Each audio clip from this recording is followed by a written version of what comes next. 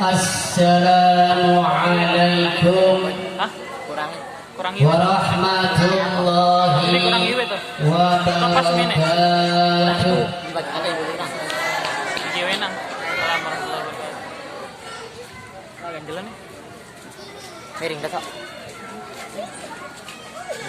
Bismillahirrahmanirrahim. Alhamdulillahilladzi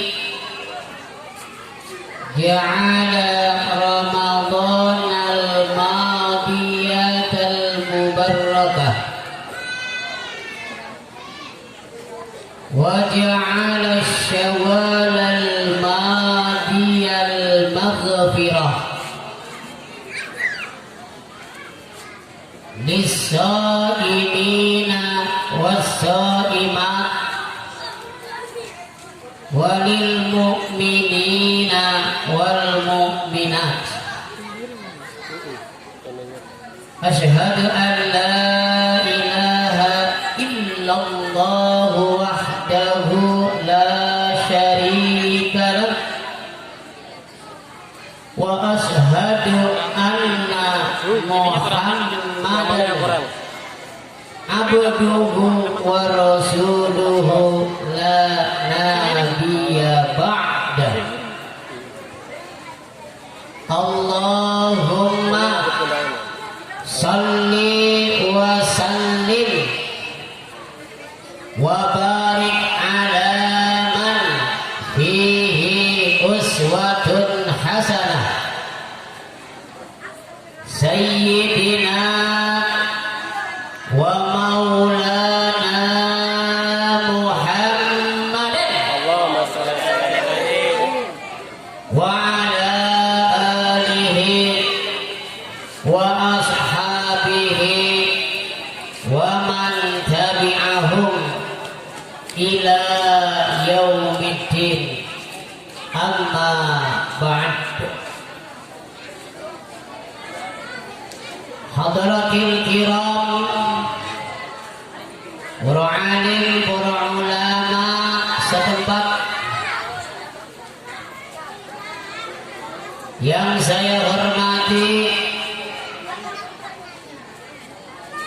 Bapak Amir Ta'lim Ustaz Solihin Maryadi, yang saya hormati asatid wa asatidah pondok pesantren Darul Kiram, yang saya hormati hadirin hadirat mustami'in mustami'at. Tak lupa pula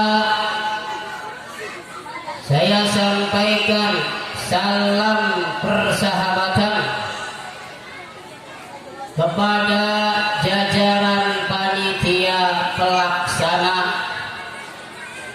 di dalam akhirus sana sekaligus takhtimul Quran binaan dari lembaga yang kita cintai, yaitu lembaga Darul Kiram. Mudah-mudahan di siang menjelang sore hari ini kita semua mendapatkan keberkahan dari Allah Subhanahu wa ta'ala. Allahumma ya Rabbal lemes ki. Rupa-rupane panitia ning sore ini belinya apaken snack. Ada jajan dewek-dewek, kantongnya pada kempes. Hadirin hadirat jamaah rahimakumullah.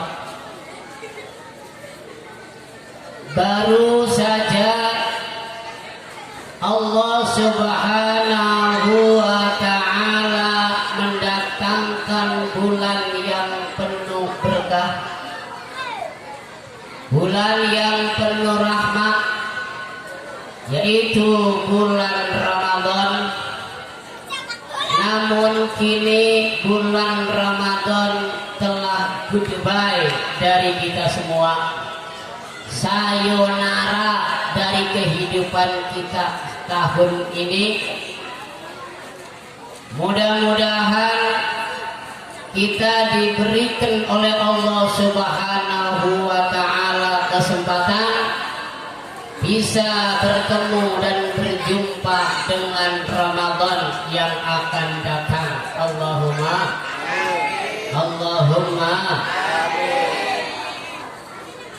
Setelah Ramadan, Allah Subhanahu wa ta'ala hadirkan bulan Syawal, di mana bulan Syawal ini adalah bulan fasilitas pensucian untuk shaimin shaimat, muslimin muslimat dari berbagai macam kesalahan dan dari berbagai macam jenis dosa yang pernah kita lakukan setelah kita sama-sama menunaikan ibadah Ramadan. Mudah-mudahan Ramadan yang kemarin kita jalankan bersama menjadi Ramadan yang dapat menjadikan diri kita itu terlahir kembali dalam kondisi suci, bersih dari berbagai macam kekurangan dan dosa yang 11 bulan sebelumnya banyak kita lakukan dan banyak kita jalankan, baik yang disengaja ataupun yang tidak kita sengaja. Karena hanya orang-orang yang diberikan kesempatan oleh Allah lah yang mampu menjalankan Ramadan diisi dengan berbagai macam aktivitas ibadah di dalamnya tanpa ada hidayah, taufik, inayah Allah. 1001 yang mampu dan bertahan untuk menahan lapar dan dahaga. Oleh karena itu kita bersyukur kepada Allah Subhanahu wa ta'ala bahwa kita termasuk bagian golongan yang telah dikehendaki oleh Allah dapat menunaikan dan melaksanakan ibadah di bulan suci Ramadan. Bu, tak takoni bu, puasai pada sedina apa orang? Jawab sing kenteng, puasa wingi sedina apa ora? Sing puasa sedina ngacung, langkah sing ngacung isin kan? Coba ibu-ibu yang di depan saya ini, wingi puasa full sedina apa mboten? Full sedina apa mboten? Iki maling-maling gak kudu pada budek ya.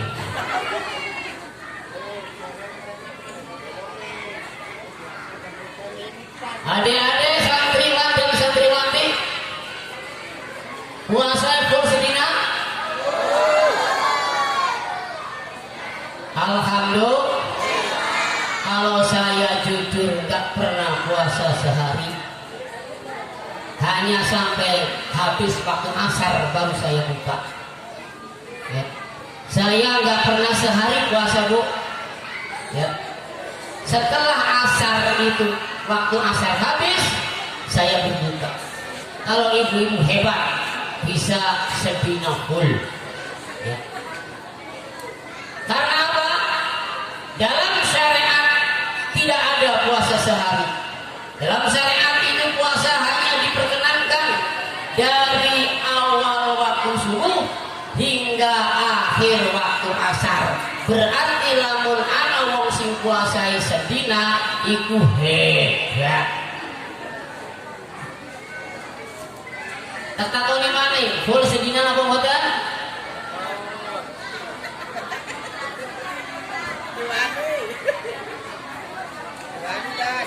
Anak puasa sebeduk, anak puasa seasar lah. Ulagi puasa seasar tuh, ya. Sebab maghribnya wis buka. Sekarang kita masuk Idul Fitri. Id artinya kita kembali. Fitri artinya kita suci. Id artinya kembali. Fitrah artinya berbuka. Berarti ketika kita masuk pada Idul Fitri, kita dibersihkan dan disucikan oleh Allah. Bahkan kata Nabi, kal walad yuladu min batni ummihi, terlahir laksana anak dari kandungan seorang ibunya, tanpa ada noda, tanpa ada dosa, tanpa ada kesalahan. Yang ada hanya sebuah tangisan. Oleh karena itu, Nabi memperumpamakan semacam tadi, berarti orang-orang yang merasa dirinya suci dari noda dan dosa, mestinya ibu bapak itu menangis tak kala Idul Fitri. Ayo ngacung, siapa sing nangis di malam raya? Anak sing nangis di malam lebaran? Ada tidak? Kalau tidak ada berarti belum fitrah, Bu. Ya, belum suci. Sebab Nabi memperumpamakannya seperti anak baru lahir dari ibunya. Lah anak ketika lahir yang kita dengar apa? Apakah goyang dompet? Enggak, tangisan. Ya. Oleh karena itu, yang belum nangis di malam lebaran, nangislah nanti malam sebagai fitrah kita. Ya, rasa syukur kita kepada Allah Subhanahu wa ta'ala. Fitrah juga artinya berbuka. Yang tadi sebelum Syawal kita dikekang oleh Allah Subhanahu wa ta'ala untuk tidak makan, untuk tidak minum, untuk tidak mengumbar syahwat. Namun setelah Id ini kita diperkenankan lagi oleh Allah untuk berbuka. Bukan berarti buka-bukaan, tapi berbuka yang dimaksud diperkenankan makan, diperkenankan minum, diperkenankan lagi kita untuk bermesraan siang hari dengan istri dan suami kita sendiri. Pernah, Bu, ada orang nanya, Pak Ustadz, saya itu ketika Ramadan mencium istri saya itu boleh apa enggak? Saya jawab boleh. Yang tidak boleh ketika kamu mencium istri tetangga.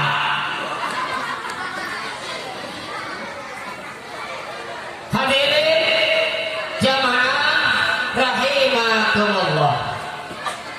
Mudah-mudahan di awal fitrah ini kita semua bersih dan dibersihkan oleh Allah. Oleh karena itu, atas nama lembaga dan jajaran kepengurusan, saya ucapkan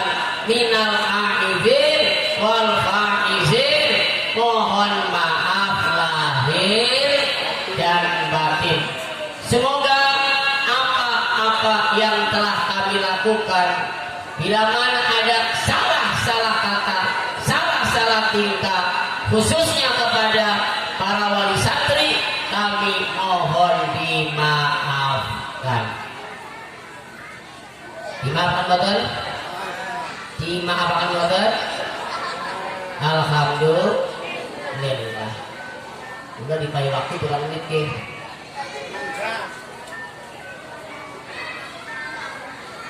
Ibu, bapak, hadirin jamaah rahimakumullah. Zaman ayeuna tantangan kiai, tantangan pesantren iki semakin berat, semakin repot. Apalagi ketika ibu bapak tidak bersinergi, tidak membantu, apalagi ibu bapak tidak mau untuk bersama-sama mendorong anak-anak kita. Ingat Bu, ulama-ulama Jawa Tengah yang dipimpin oleh Gus Mustafa Magelang itu pernah menghadap Bapak Presiden Jokowi, tepatnya di pertengahan Ramadan. Kenapa?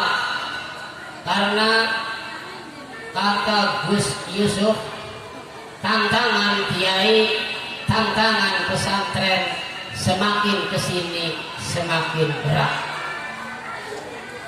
Apa yang diusulkan oleh Gus Yusuf? Gus Yusuf ngomong kepada Pak Presiden Jokowi, sebab kala itu Pak Presiden Jokowi atas usulan Menteri Pendidikan untuk mengesahkan undang-undang pendidikan yang berkaitan dengan SD full day. Ternyata apa? Setelah digodok, dipikir oleh para alim, para ulama, ini ada karakter untuk mematikan pendidikan agama. Ini ada karakter untuk menggembosi madrasah. Ini ada karakter untuk memati surikan pondok pesantren. Oleh karena itu, seluruh Jawa Tengah menghadap ke Jakarta, dipertemukan dengan Menteri Pendidikan, dan diusulkanlah tentang dihapuskannya full day untuk SD. Dan alhamdulillah itu disepakati. Kenapa? Hati-hati dengan full day SD. Sebab full day itu berarti mengajarkan anak dari pagi hingga sore, merapatkan ya yang tadinya 6 hari menjadi 5 hari. Anak-anak yang pada akhirnya itu pulang sore. Bagaimana nasib musola? Bagaimana nasib madrasah? Sementara pondok pesantren ini ya, yang ikut kontribusi besar kepada pesantren adalah pendidikan TPA, TPI dan madrasah. Kalau dari madrasah sudah digembosi, kalau TPA, TPI digembosi, bagaimana kelangsungan pondok pesantren? Pada waktu itu Bapak Menteri punya usulan, nanti kita datangkan pakar-pakar agama ke sekolahan. Kata Gus Yusuf, nggak semudah itu Pak prakteknya. Ya. Dan alhamdulillah akhirnya tidak disetujui dan itu tidak terjadi. Ini hati-hati Bu, hati-hati Pak. Tantangan zaman akhir atas iming-iming pendidikan, banyak orang yang tergiur tanpa disadari itu akan menggembosi akidah, akhlak daripada anak-anak kita sendiri. Sebab apa? Hanya madrasah, hanya pesantrenlah yang akan mendidik generasi-generasi Qur'ani dan generasi-generasi akidah, generasi-generasi yang berakhlakul karimah. Ibu bapak, halo, masih dengar nggak? Masih dengar nggak? Oleh karena itu, ibu bapak saya minta untuk bisa memberi motivasi kepada anak-anak, jangan sampai jauh dan meninggalkan pendidikan di pesantren. Ingat, tak kala anak-anak sudah jauh dari pesantren, terlebih lagi ada yang menilai bahwa pendidikan lewat daring itu sama saja menjauhkan anak dengan kiai, menjauhkan anak dengan ulama. Padahal baginda Rasulullah Muhammad sallallahu alaihi wa ala alihi wasallam pernah menyampaikan dalam sabdanya, man jalasa aliman faka'annama jalasani wa man jalasani fid dunya jalastuhu ma'i yaumal qiyamati. Siapa yang ketika di dunia itu mau amprok bareng karo kiai, mau amprok bareng karo ulama, berarti wong iku pada amprok karo isun, jare Kanjeng Nabi. Sapa wong sing amprok bareng karo isun ning dunyane pasti bakal dodok jagong bareng karo isun besok ning dina mati. Coba pikir Bu, kalau sekarang lewat daring, kalau sekarang lewat apa namanya media komunikasi, jauh antara kiai dengan muridnya, jauh antara ustadz dan santrinya, ini sudah jelas akan menjadikan anak itu tidak akan lebih dekat dan lebih kenal dengan gurunya, tidak akan lebih dekat dan kenal dengan kiainya, tidak akan lebih dekat dan kenal dengan ustadz. Oleh karena itu waspada dan hati-hati. Hadirin jamaah rahimakumullah. Yang kedua, pesan saya kepada para wali santri, ayo giring anak-anaknya, ayo tuntun anak-anaknya untuk cinta kepada pendidikan agama, untuk cinta kepada pendidikan dunia, untuk cinta kepada pendidikan lembaga di pesantren.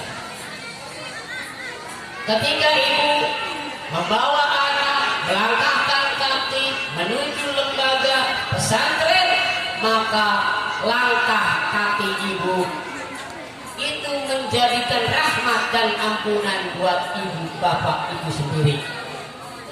Bahkan sebelum langkah kaki ibu ayunkan, ibu telah diampuni, bapak telah diampuni dosanya oleh Allah Subhanahu wa ta'ala.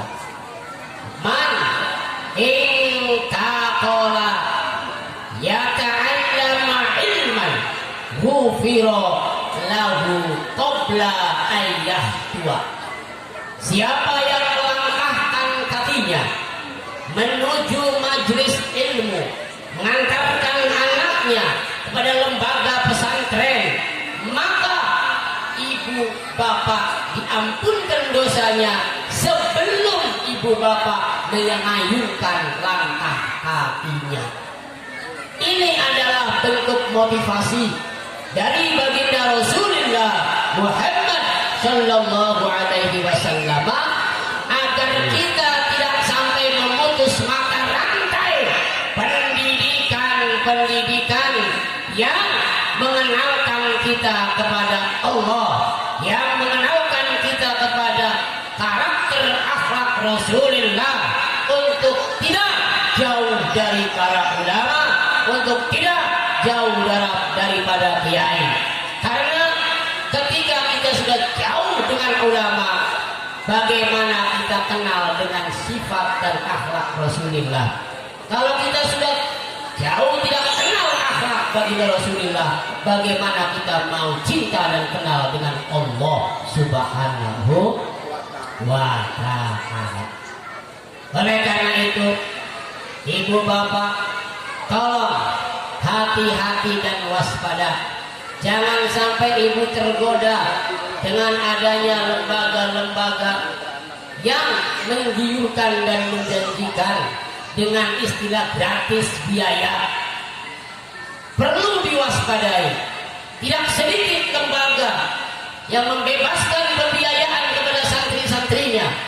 Itu adalah kaderisasi yang menjadikan anak-anak kita sudah lagi tidak kenal tahlil, tidak lagi kenal marhaban, tidak lagi kenal selawat kepada Rasulullah Sallallahu Alaihi Wasallam. Bahkan konon diprediksikan di Indonesia ini sudah ada 500 lembaga yang menggratiskan santrinya, dan santrinya itu menjadi kader-kader yang untuk membenci kepada amalan ahli sunnah wal jamaah. Hati-hati Bu, hati-hati Pak ya. Tantangan zaman akhir ini lebih berat daripada dulu ketika kita kecil. Oleh karena itu, yuk sadarkan kita, sadarkan pikir kita, sadarkan anak-anak kita untuk tidak jauh dari pendidikan lembaga yang dulu telah dicetuskan oleh para alim, para ulama kita. Paham kira-kira Pak? Paham kira-kira Bu? Hati-hati, bener hati-hati ya. Kalau orang sudah tidak kenal salawat Nabi ya, berarti orang yang sudah menyimpang dari perintah Allah Subhanahu wa ta'ala. Nah, Allah saja menyuruh kita, ya ayyuhalladzina amanu sallu alaihi wa sallimu taslima ya. Namun tidak sedikit pula lembaga di Indonesia ini yang di dalamnya itu mengkaderisasi untuk tidak kenal tahlil, untuk tidak kenal marhaban, untuk tidak kenal ziarah kubur, untuk tidak kenal selawat. Namun backgroundnya itu ahli sunnah. Hati-hati. Sebab kalau background itu tidak dipasang, nggak payu itu pondok. Ya. Maka itu background itu dipasang, ternyata di dalamnya itu menjadi penyakit-penyakit yang menyebabkan virus-virus generasi muda yang akan datang. Oleh karena itulah saya nitip kepada ibu bapak, ya, ibu bapak jangan pernah tergiur dengan iming-iming yang murah, tapi ibu bapak harus lebih selektif, lebih waspada untuk keselamatan anak-anak kita. Saya yakin nih ibu-ibu yang hadir, bapak-bapak yang hadir di sugih kabeh, iya ta boleh? Sugih napa mboten? Sugih kabeh, ya. Kita ini jadi wong sugih kabeh. Ya. Sebab apa? Sampai yang kabeh ibu bapak urip ning dunya kan wis lawas. Iya ta? Takoni selama hidup di dunia ini pernah tahu tidak ada berapa isi nikmat kehidupan? Bu, jawab. Tak takoni anak pira rasai nikmat dunia ku anak pira? Tak mau urip wis rasani berarti wong sugih. Berarti wong sugih. Ya. Ini baru. Wes, kapan itu baru keterlaluan murid ibunya ngapain baik. Nikmate dunia kubu sing dirasakan kening kita kabeh ana papat. Awas, rokaken iki. Lamun ibu wis ngrasani patang perkara, berarti ibu bapak termasuk wong sing wis sugih. Siji, ladate dunia, siji nikmate dunia itu mangan. Ayo pada mangan boleh? Pada mangan. Loro nginum, pada nginum boleh? Minum. Telu kelon, ayo pada kelon boleh? Kelon, ya. Nomor papate turu, pada turu boleh? Turu. No. Lamun ka manusia ing dunya wis bisa mangan enak rasane, nginum enak rasane, bojo enak rasane, turu enak rasane, iku berarti wong sugih. Arane wong sugih. Jadi ukuran sugih bukan materi yang melimpah. Coba bayangkan, ame wong duwite numpuk tapi jare dokter mangane segabaya ada macam-macam. Sampeyan duwe penyakit gula yang tinggi. Lah. Ame wong duwite numpuk tapi ora bisa turu nikmat napa mboten? Duwite akeh pabrike akeh sawae apa tapi ora duwe rabi nikmat napa mboten? Niki sing durung bisa nikmati dunia cuma Ustaz Taufik.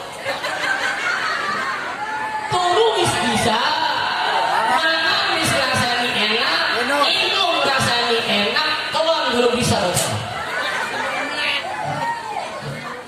Jadi kalau kita wis rasani barang perkara urip ning alam dunia, kita ini termasuk wong sing sugih. Jadi awas, ukuran sugih bukan materi, tapi kebahagiaan rasa yang ada di dalam jiwa tatkala kita menjalani hidup dan kehidupan hidup.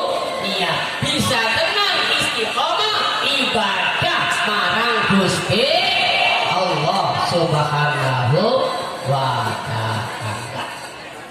Yuk, bekali anak-anak kita ya dengan pemahaman agama yang betul-betul bagus, akidah yang betul-betul kuat. Sebab apa?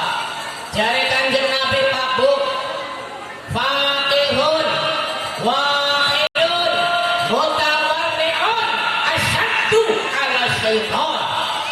Satu orang anak yang dididik dengan akidah kuat, dengan pemahaman syariat yang benar, dengan akhlak yang mulia, maka kata setan, satu orang ini susah untuk saya goda.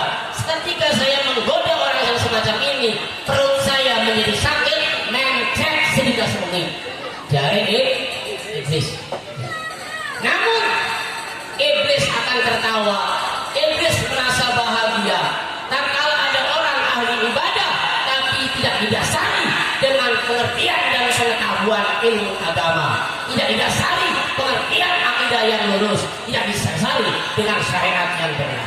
Oleh karena itu, cikal bakal Darul Tilawah dididik dari awal tentang masalah akidah. Untuk apa? Untuk membentengi dari berbagai macam rekayasa Yahudi, rekayasa Nasrani yang telah mengatasnamakan agama Islam. Hati-hati. Walaupun sekarang PKI tidak ada, tapi sifat-sifat PKI sudah bermunculan di mana-mana. Ini hati-hati. Ya. Oleh karena itu, waspadai anak-anak kita. Ya, harus kita betul-betul untuk bisa menggiring anak kita paham agama, paham Al-Quran, paham hadis Rasulullah dengan menginduk kepada ulama-ulama yang alim, amilin, ulama yang betul-betul alim, dan mengamalkan ilmunya. Itu saja pesan saya Bapak Ibu ya. Pada intinya jangan sampai menjauhkan anak kita dari pendidikan agama yang telah dibangun oleh para alim ulama ya. Menjamurnya pesantren di Indonesia itu dari para ulama Jawa. Oleh karena itu ya, kami berharap mudah-mudahan dan kami memohon doa kepada ibu jamaah semua, mudah-mudahan Darul Qiram yang sekelumit ini bisa mencetak generasi-generasi yang akidahnya lurus, baik dan benar. Bisa mencetak anak-anak yang berakhlak karimah, bisa mencetak anak-anak dan generasi-generasi yang tidak jauh dari Allah dan Rasulnya. Itu saja yang disampaikan. Akhirnya mohon maaf banyak kesalahan. Wa'afu minkum. Wassalamualaikum warahmatullahi wabarakatuh. Waalaikumsalam warahmatullahi wabarakatuh. Terima kasih saudara-saudara kepada pengasuh Pondok Pesantren Darul Qiram yang telah membawakan sambutan. Bapak-bapak, ibu-ibu, hadirin sekalian yang saya hormati, selanjutnya yaitu acara pembagian sertifikat dan piagam serta prosesi wisudawati Pondok Pesantren Taklim Darul Qiram.